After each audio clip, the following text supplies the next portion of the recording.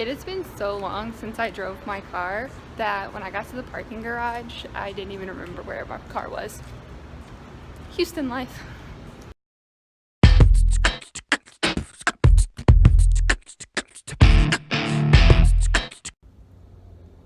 For my Houston Hacks video today, we're gonna make two stops.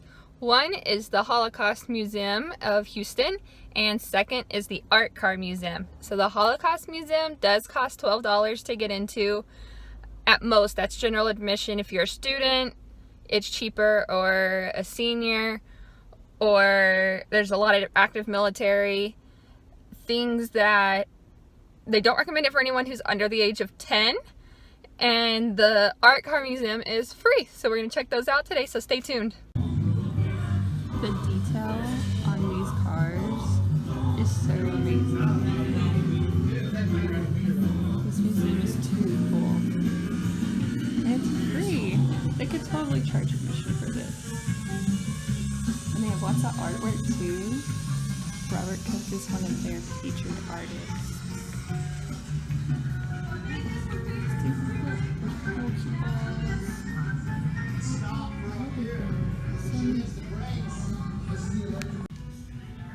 First car was an '84 Camaro. This one's a '74 Volkswagen. So detailed, guys. Look at the detail of this art. It took forever. That's just the roof. Literally every part of the car has some art on it. So insane. So cool. Alan Bourne is another one of their featured artists here, by the way. This car is called the Phantoms. They all have names. So this one is a 2006 custom car. Look at that detail. I really like the detail. This one even has like really detailed seat covers or something on the inside. That's so cool. It goes out to a little point. I like that. It has like, from the back, it looks like a claw. From the front, it's his hair. Side of the face. Pretty neat. Check out this bike. Maybe I could actually ride a bike if I had that one. It has a lot of storage. Then here's another one that has a little bit of everything on it. This one is a '72 Eldorado. This horse. There's some fish and a shark and an eel. Like a plate. Looks like porcelain elephants. They really have a lot of them with seashells on them. That's pretty cool. I feel like this would be something Aquaman would ride in. I don't know why, I just feel that way. Just so neat. Literally, you can put anything on a car. Anything. Look on the top. There's even silverware on it. And light bulbs. So cool. China. More China. Buttons. And they made a design out of the buttons. Guys, I'm doing good for my Legos to stand. I don't even know how you build something like this. This one's a Honda Civic. I can see it now that I know, but at first I couldn't tell. And it's covered in license plates. That's cool. I mean, you gotta have a car covered in license plates at an art car museum. How can you not? Super cool. And it has that design on the top.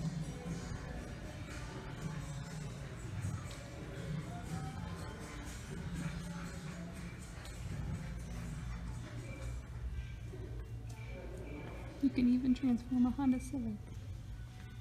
If you look close, you can tell that these were done to be aerodynamic like wings. I don't know if you can tell in the video. But see how they're kind of lifted and yeah, and each license plate is drilled on. That's pretty cool. Trying to make it more aerodynamic. The cat, Ilac. Funny, play on words. It's such cool More seashells. Wow, this one has a lot on the inside. The first couple ones I looked at didn't have anything done on the inside. And I was like, man, somebody should do the inside too. Boom. Cat Lady Heaven.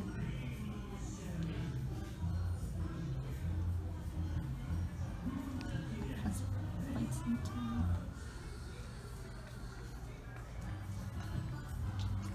America's beautiful one head at a time. Keeping America beautiful one head at a time. Boom.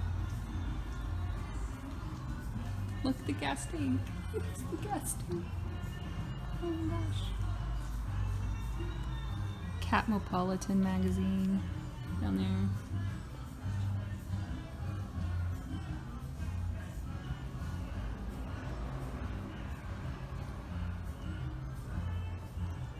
Sorry, I can't get more of the car without going like up and down and back as far as I can.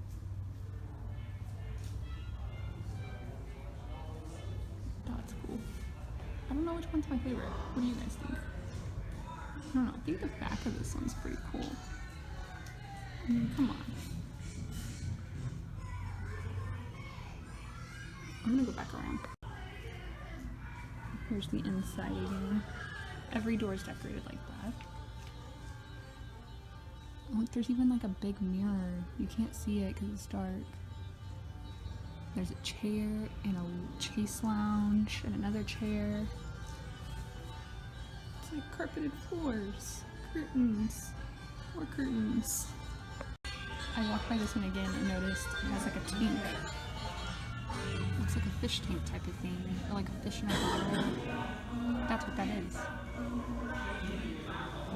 With a belt buckle like that, you must own that van.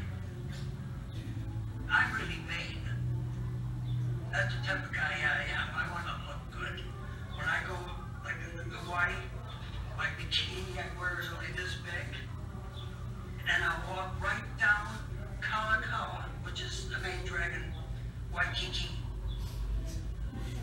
I want people to realize I'm the man who did something that nobody else really can. And the famous California fantasy van, which is irresistible.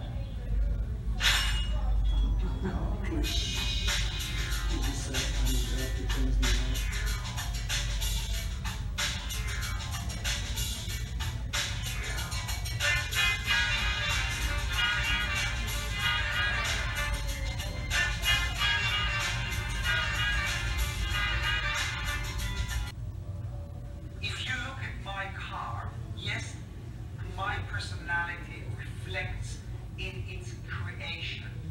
And I'm so glad that I created it, because now I've got something that I can ship around the world and make people have fun just pointing out important and famous spoons and observing this car as a piece of art.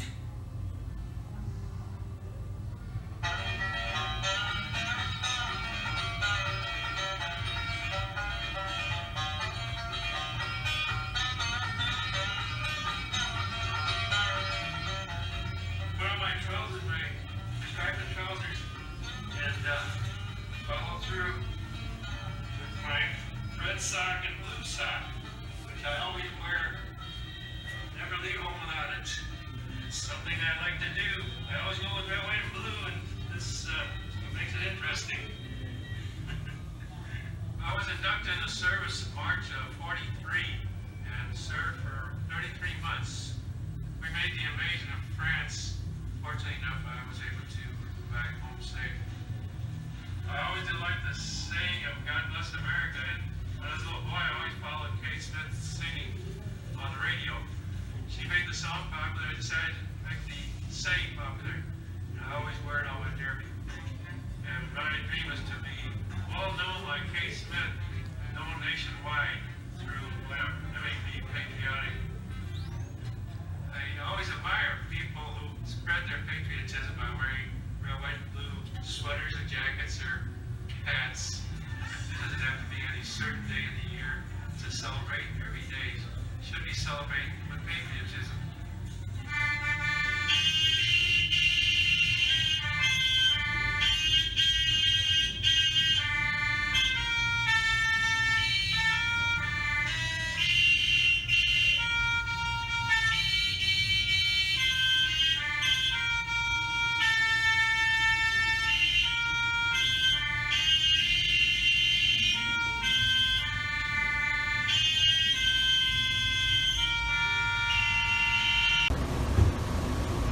outside of the building is done up. It's so cool. They have a little parking garage. They have a little bit of parking in here. There's not a lot of parking, so I can see how that could be a problem for some people. But there's also parking down the street. But I'm mainly walking out here to show you the whole building. And check that out. That is so cool. The Art Car Museum. I really liked it. I highly recommend it. I put in some clips of a video so you can see some clips of kind of some of the people behind some of the cars. I don't know if all of them in there are winners of the art car parade, but there's an art car parade, and I know at least 2 of them that I showed you are the winners in 2004 and 2006, the first place. But there's an art card parade, and it's a competition, I guess, because you can win places. And these cars come from all over the country. So as you saw in the video, one of them was from St. Louis, Missouri, but there was one in there that somebody drove to Texas from California. I would be so scared to drive any of those vehicles. One of the guys in there and I were talking, and he's like, do you want to drive any of these home today? And I was like, I would be terrified. First off, I don't even like driving. Second, I'm terrible at it. And third, that's why I don't drive like antique or unique cars, and I try not to even drive other people's cars because driving is not my best. On this episode of Houston Hacks, I'm going to give you a review of Boomtown Coffee.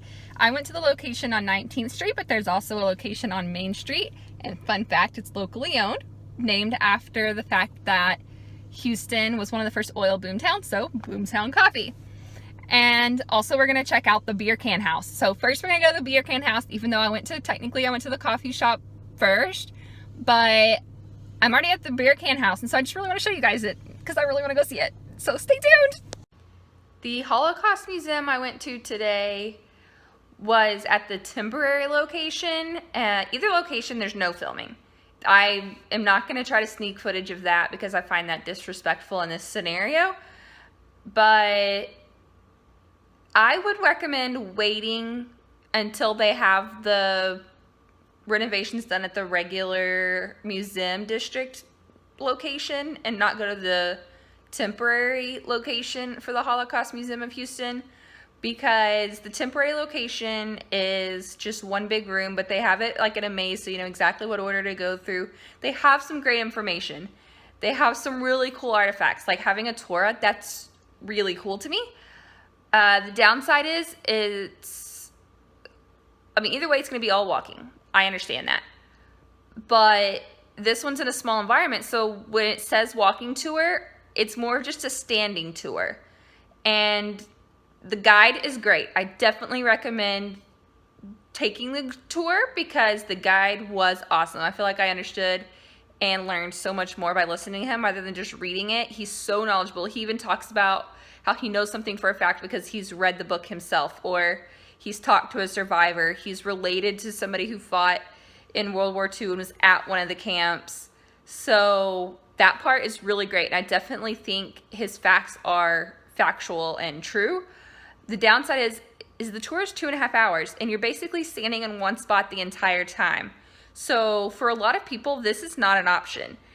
And I just think they should advertise that better, because standing still for 2.5 hours is hard on a lot of people. And you could see that a lot of people started having to leave during part of the tour to go take a break, to go sit down somewhere, because there's only one bench in the whole museum. So during the tour part, and that's not even until you're over halfway through it. So I felt bad for a lot of people that they couldn't stand that long. So if you do want to go and standing is an issue, I definitely recommend a wheelchair or a scooter or something.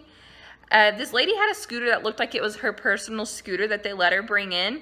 So I don't think bringing in your own would be a problem. And they also have a small store too. But that was really random to say that right there. I don't know why I said that, but there you go. That's my life. I'm very random.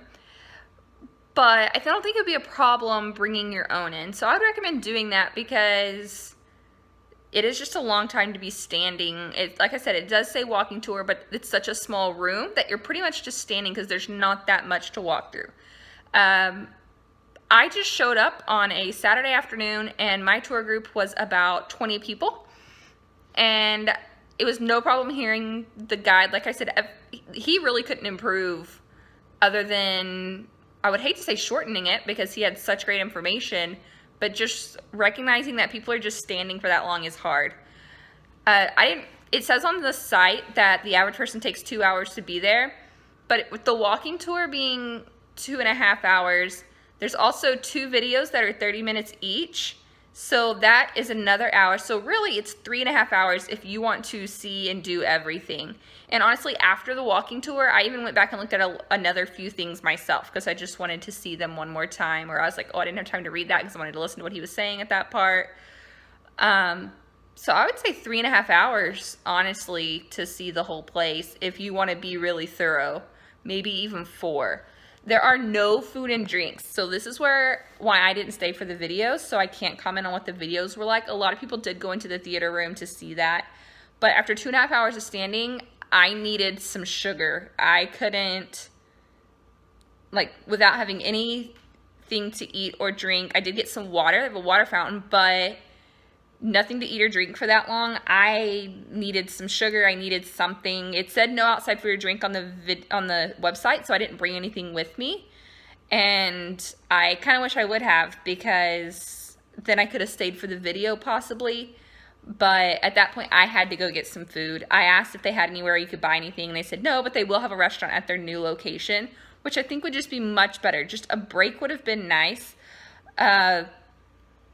Maybe if I would have ate like a bigger breakfast or something, I could have made it, but I typically can't go more than 3 hours without having something. That's just the way my body works. It's pretty much been that way my whole life.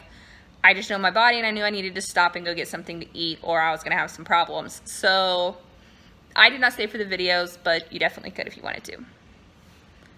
So that ends my Houston Hacks video. I don't even know what Houston Hacks number video this is. I should probably know that. But I hope you enjoyed this Houston Hacks video. And fun fact, a lot of the museums in Houston are free on Thursdays. I don't believe the Holocaust Museum is one of them, and the Art Car Museum is free all the time. But fun fact. So if you have any questions about Houston, drop it in the comments. If I don't know, I'll try to figure it out. Please share my videos, like my videos, subscribe to my channel, and see you next time.